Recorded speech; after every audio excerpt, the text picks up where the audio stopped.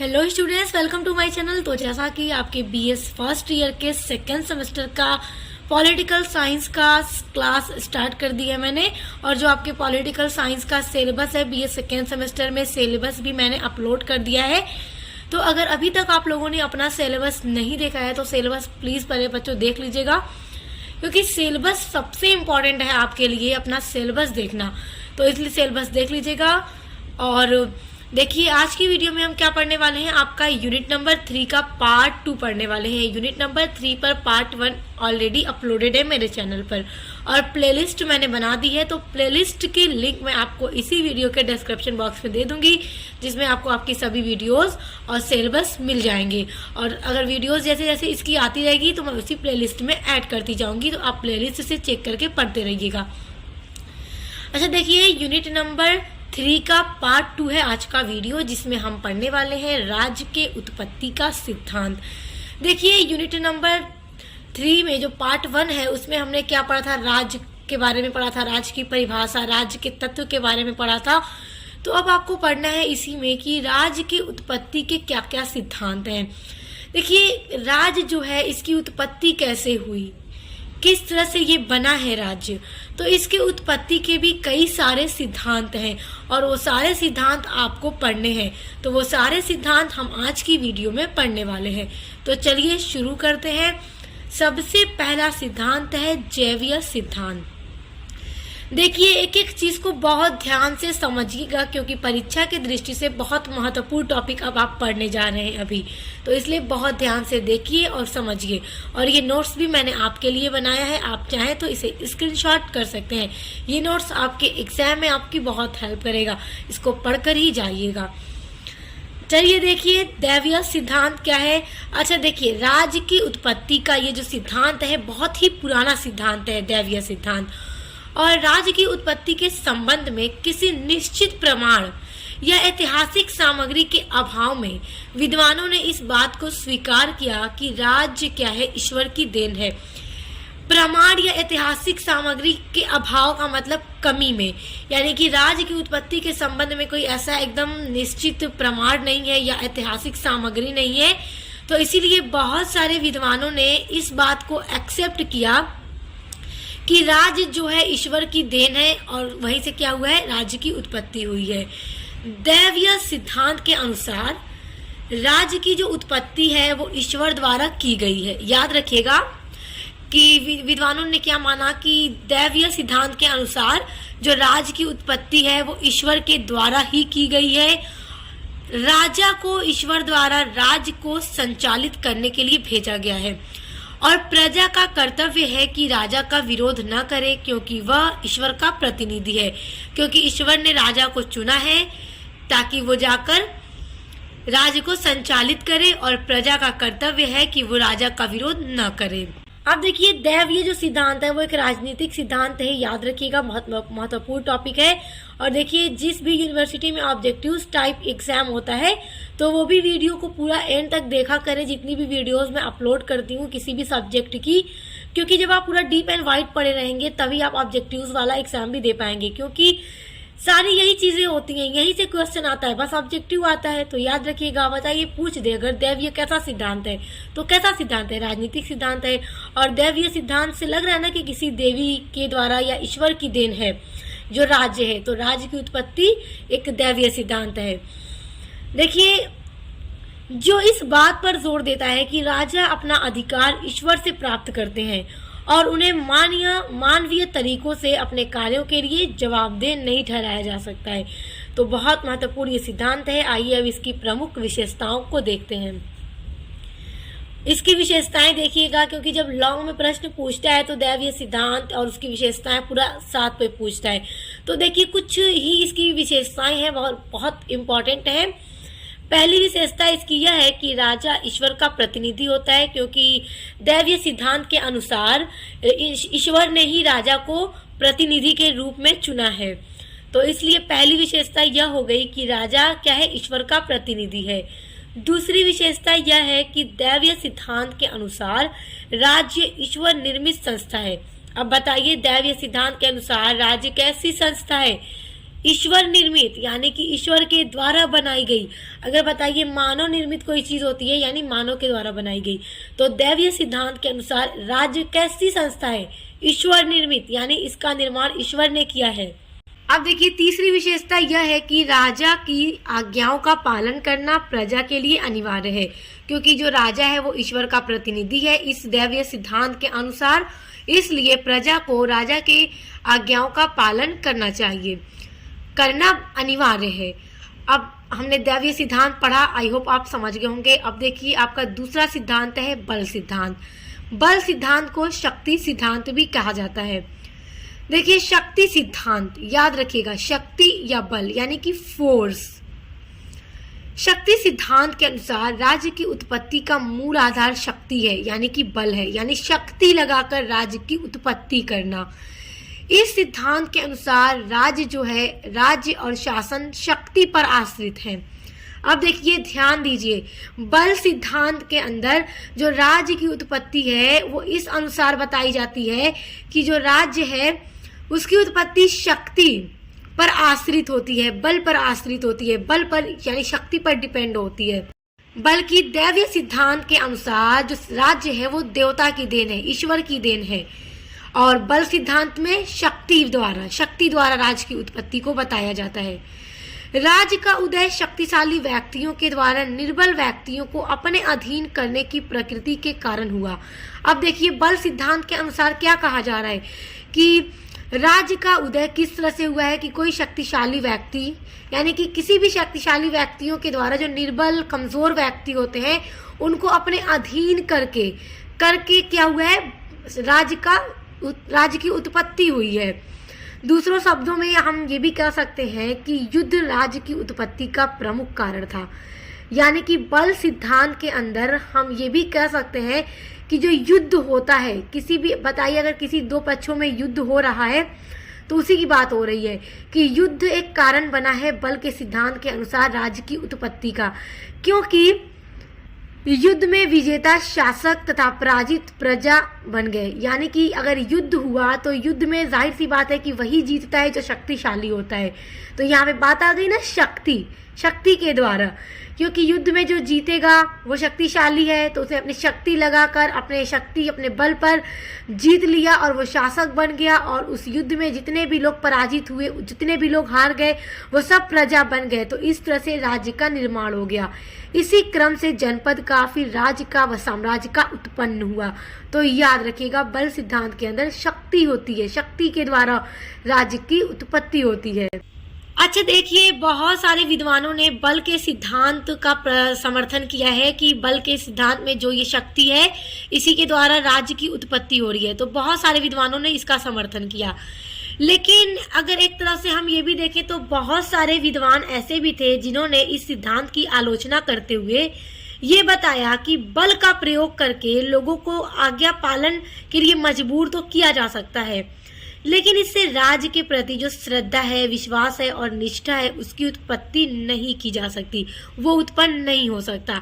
क्योंकि देखिए कोई भी शक्तिशाली व्यक्ति अपनी शक्ति लगाकर अपने जैसे दूसरे व्यक्तियों को जो निर्बल है उनसे कह सकता है कि तुम हमारे आज्ञा का पालन करो, तो इससे राज्य की उत्पत्ति हो सकती है, लेकिन राज्य के प्रति श्रद्धा, विश्वास और निष्ठा उत्पन्न नहीं की जा सकती। तो इसलिए बहुत सारे विद्वानों ने इसका समर्थन नहीं किया है। अच्छा आप देखिए, आप नेक्स्ट पॉइंट इसी में है बल सिद्धांत की विशेषताएं। सभी सिद्धांत की विशेषताएं बहुत महत्वपूर्ण है। तो अब इसकी विशेषता देखिए। पहली विशेषता है कि शक्ति का आशय भौतिक और सैनिक शक्ति से है। याद रखिएगा शक्ति का आशय कैसी शक्ति से है, भौतिक या सैनिक शक्ति से है। दूसरी विशेषता यह है कि शक्ति राज्य की उत्पत्ति का एकमात्र आधार है। अभी हमने पढ़ा और उम्मीद करती हूँ आप समझ गए होंगे। अब देखिए तीसरी विशेषता यह है कि प्रकृति का नियम है कि शक्ति ही न्याय है। याद रखिएगा ये सभी बल सिद्धांत की विशेषताएं हैं। आइए अब अगला सिद्धांत पढ़ते हैं। अब देखिए राज्य की उत्पत्ति का तीसरा सिद्धांत है सामाजिक अनुबंध सिद्धांत। देखिए सामाजिक अनुबंध सिद्धांत क्या है, इसको भी बहुत ध्यान से सुनिए और समझिए। राज्य की उत्पत्ति के सामाजिक समझौते का सिद्धांत दैवीय सिद्धांत को नकारता है। यानी कि दैवीय सिद्धांत में क्या बताया जा रहा है कि देवता यानी ये देवी या ईश्वर की देन है राज्य। राज्य का निर्माण ईश्वर के द्वारा किया गया है, ये दैवीय सिद्धांत के अनुसार है। लेकिन जो राज्य की उत्पत्ति का तीसरा सिद्धांत है, सामाजिक समझौता या अनुबंध का सिद्धांत, वो पूरी तरह से दैवीय सिद्धांत को नकारता है तथा राज्य की उत्पत्ति के संबंध में एक अलग ही परिकल्पना प्रस्तुत करता है। देखिए, अनुबंध का मतलब हो सकता है, हम इंग्लिश में इसको कह सकते हैं कॉन्ट्रैक्ट करना, यानी कि समाज के लोग आपस में समझौता कर ले, अनुबंध कर ले, कुछ इस तरह का बताया जा रहा है इस सिद्धांत के अंदर। आइए आगे पढ़िए, आपको समझ में अच्छे से आएगा। राज्य की उत्पत्ति का एक अन्य महत्वपूर्ण सिद्धांत सामाजिक समझौता सिद्धांत है। समझौता कर लेना, समाज के लोगों का आपस में समझौता कर लेना, ये सिद्धांत बता रहा है। कौन सा सिद्धांत? ये सामाजिक अनुबंध का सिद्धांत। इस सिद्धांत की मूल मान्यता यह है कि राज्य ईश्वरीय संस्था न होकर मानव निर्मित कृत्रिम संस्था है। जिस तरह से हमने दैवीय सिद्धांत में देखा कि राज्य क्या है, ईश्वर की देन है और ईश्वर निर्मित संस्था है, जबकि सामाजिक अनुबंध का सिद्धांत ये नहीं कहता, पूरी तरह से इस बात को नकार देता है। और सामाजिक अनुबंध का सिद्धांत ये कहता है कि जो राज्य है वो मानव के द्वारा बनाई गई एक संस्था है, मानव निर्मित संस्था है। इस सिद्धांत के अनुसार राज्य का जो निर्माण होता है वो व्यक्तियों के पारस्परिक समझौते द्वारा हुआ है। यानी अब देखिए, इसमें मानव को श्रेष्ठ बताया जा रहा है एक राज्य की उत्पत्ति को लेकर। इसमें ये सिद्धांत ये कहता है कि जो राज्य है उसका निर्माण, जो समाज में रहने वाले लोग हैं वो आपस में समझौता करके, एक दूसरे के साथ समझौता करके राज्य की उत्पत्ति हुई है। राज्य की उत्पत्ति के इस सिद्धांत के समर्थक हॉब्स, लॉक व रूसो हैं। अब देखिए, ये विद्वान हैं, विद्वान हॉब्स महोदय, लॉक व रूसो, इन सभी विद्वानों ने सामाजिक अनुबंध के सिद्धांत का समर्थन किया है। यानी उन्होंने इस सिद्धांत को बताया है कि हाँ, इसी तरह से क्या है, राज्य की उत्पत्ति हुई है। इस सिद्धांत की प्रमुख मान्यता है कि राज्य की उत्पत्ति मनुष्यों के पारस्परिक समझौते के कारण हुई है।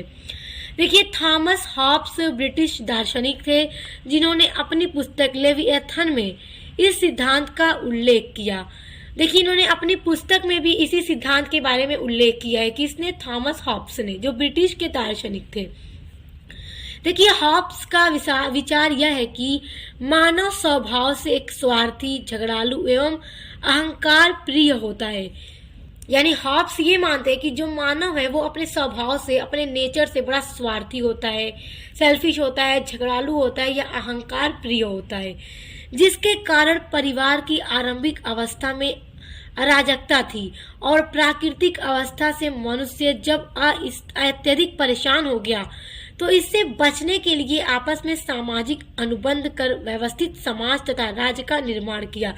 यानी कि मानो इतना स्वार्थी, झगड़ालू इन्होंने बताया अपने विचार से, तो मतलब इस तरह से रहना मुश्किल हो गया।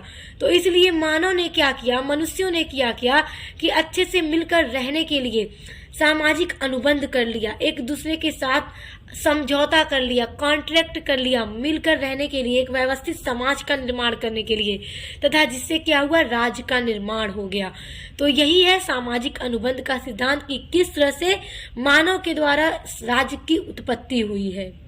अब देखिए, जो सामाजिक समझौते का सिद्धांत है, तो इस सिद्धांत की अनेक विद्वानों ने कटु आलोचना की है।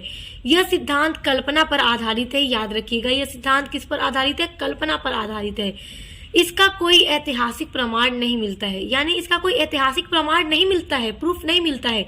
यह सिर्फ और सिर्फ कल्पना पर आधारित सिद्धांत है। तो इसलिए याद रखिएगा, ये सारे महत्वपूर्ण प्रश्न हैं और ऑब्जेक्टिव्स में पूछते हैं, और जिनका सब्जेक्टिव पेपर होता है उनके लिए भी महत्वपूर्ण है। सारी चीजें एग्जाम में लिखनी होगी जब पूछेगा। तो अब देखिए, राज्य की उत्पत्ति के सिद्धांत में चौथा सिद्धांत है विकासवादी सिद्धांत। बहुत महत्वपूर्ण सिद्धांत है, परीक्षा में पूछता है, याद रखिए, बहुत ध्यान से सुनिए।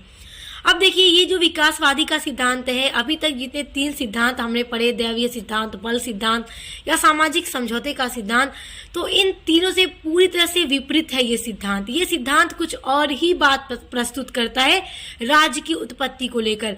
और क्या बता रहा है ये सिद्धांत, आइए इसको देखते हैं, और किस तरह से अभी तक के जो तीनों सिद्धांत हमने पढ़े इससे पूरी तरह से ये भिन्न है, वो भी हम देख रहे हैं। आइए देखते हैं। देखिए, राज्य की उत्पत्ति के संबंध में अभी तक जो भी सिद्धांतों का प्रतिपादन किया गया विकासवादी सिद्धांत से पहले, जैसे उनमें शामिल है दैवीय सिद्धांत। तो दैवीय सिद्धांत क्या कहता है कि जो राज्य है वो ईश्वर की देन है, ईश्वर ने राज्य को बनाया है, ईश्वर ने निर्माण किया है राज्य का। और बल का सिद्धांत ये कहता है कि शक्ति के द्वारा राज्य का निर्माण हुआ है, राज्य की उत्पत्ति हुई है, क्योंकि जो शक्तिशाली व्यक्ति है वो युद्ध में जीत जाता है और हारे हुए लोग उसी जगह की प्रजा बन जाती हैं और वहां पर राज्य का निर्माण हो जाता है, राज्य बन जाता है। बल का सिद्धांत यही बात कहता है। और सामाजिक अनुबंध का सिद्धांत क्या कहता है कि मनुष्य क्या है, बड़ा स्वार्थी है, झगड़ालू है, और जब उसे रहने में कठिनाइयों का सामना करना पड़ा तो उसने अपने व्यवस्थित समाज के लिए आपस में मनुष्यों ने अनुबंध करना शुरू कर दिया, मिलकर रहने के लिए समझौता करना शुरू कर दिया, जिससे समाज और फिर राज्य की उत्पत्ति हो गई।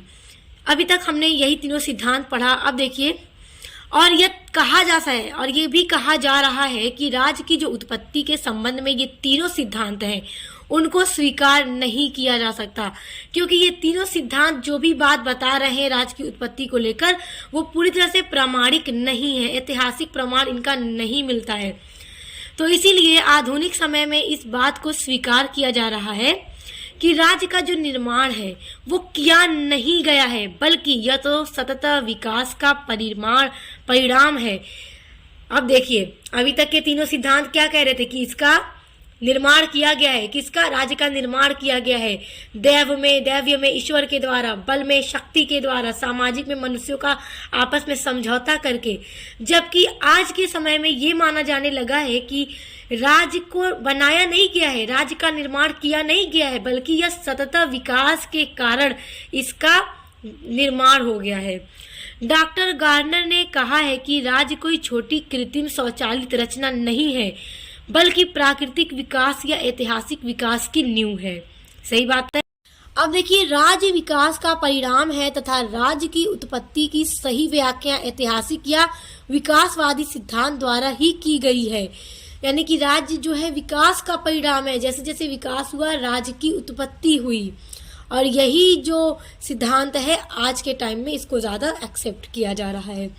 इस सिद्धांत के अनुसार राज्य का विकास लंबे समय से चला आ रहा है तथा आदिकालीन समाज से क्रमिक विकास करते करते इसने वर्तमान राष्ट्रीय स्वरूप को प्राप्त किया है। अब देखिए, एकदम सही बात, जैसे देखिए आदिकालीन समाज से, देखिए आदिकाल से लेकर धीरे धीरे विकास करते करते करते वर्तमान में जो राष्ट्रीय स्वरूप हम देख रहे हैं उसको प्राप्त कर चुका है राज्य।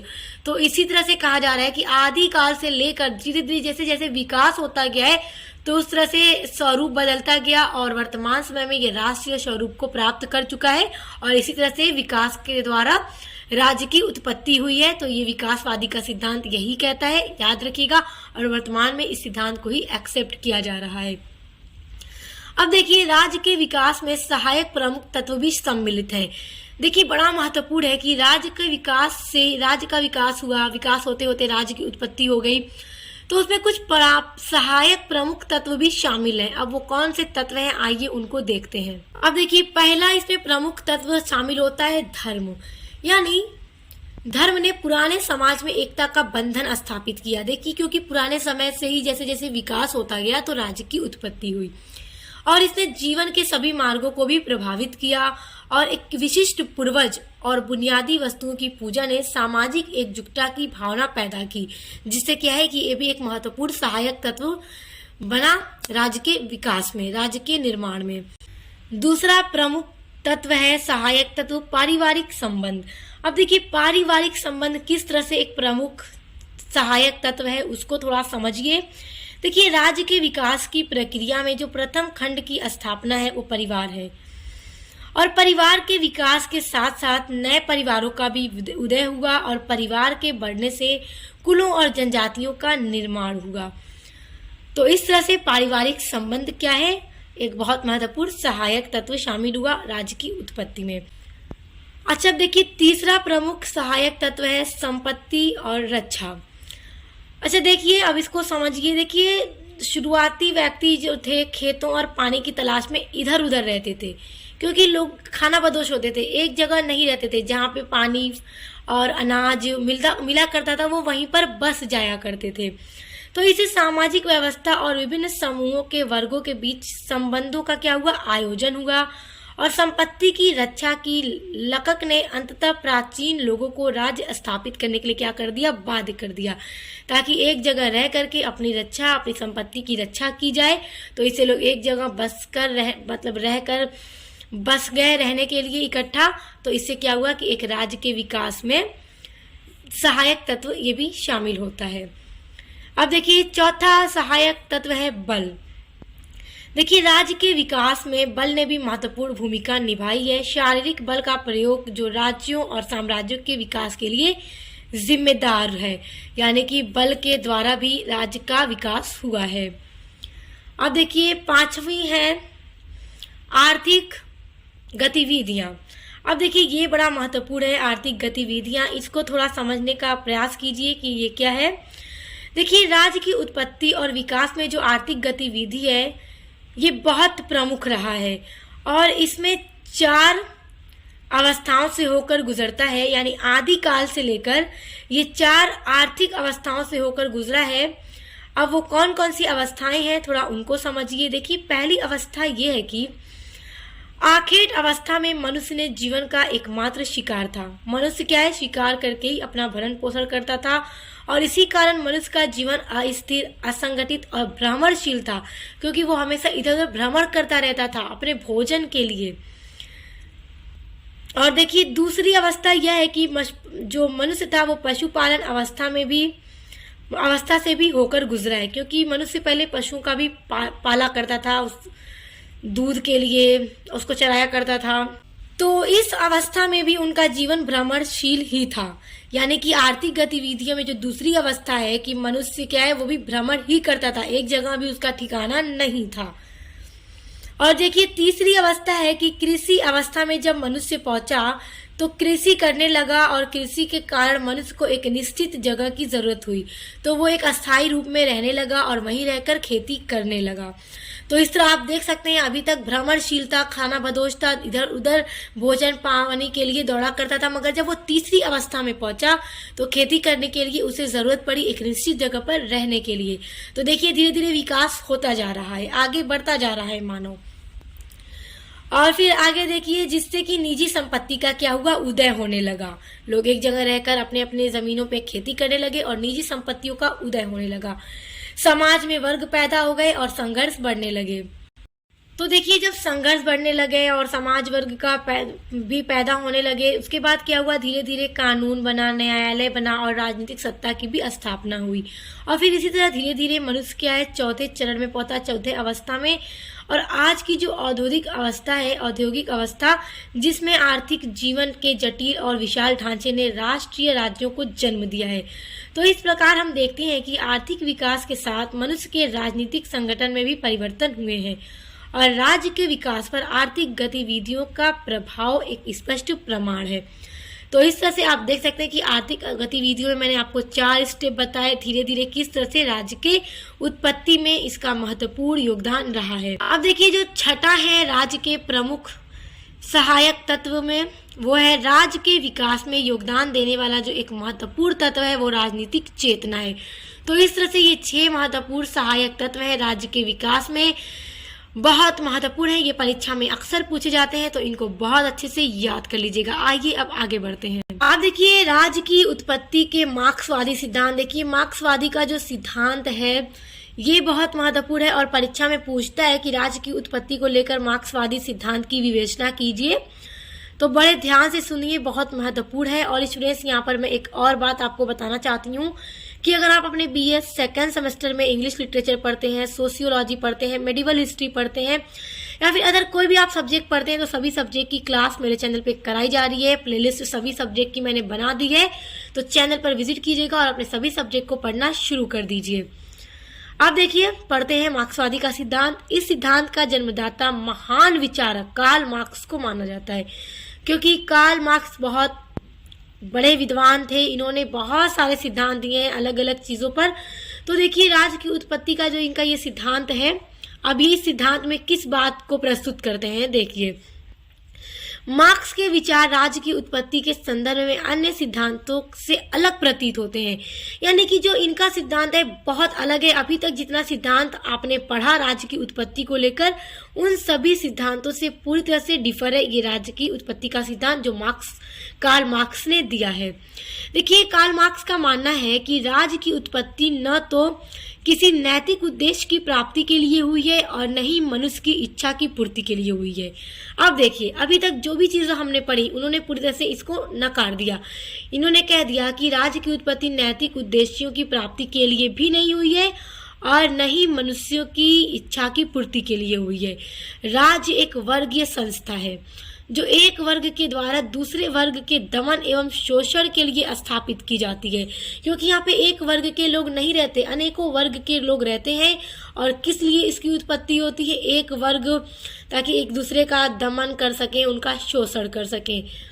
और दूसरे शब्दों में यह भी कह सकते हैं कि राज्य धनी व्यक्तियों के हाथ में ऐसा खिलौना है जिसके माध्यम से निर्धन यानी जो गरीब व्यक्ति हैं उनका शोषण किया जाता है।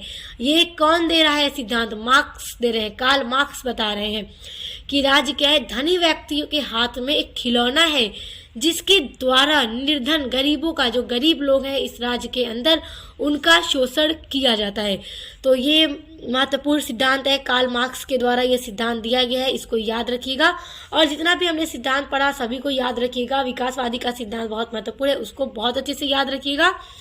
तो आई होप राज्य की उत्पत्ति के संबंध में जितने भी सिद्धांत हैं आपको सब बहुत अच्छे से समझ में आ गए होंगे।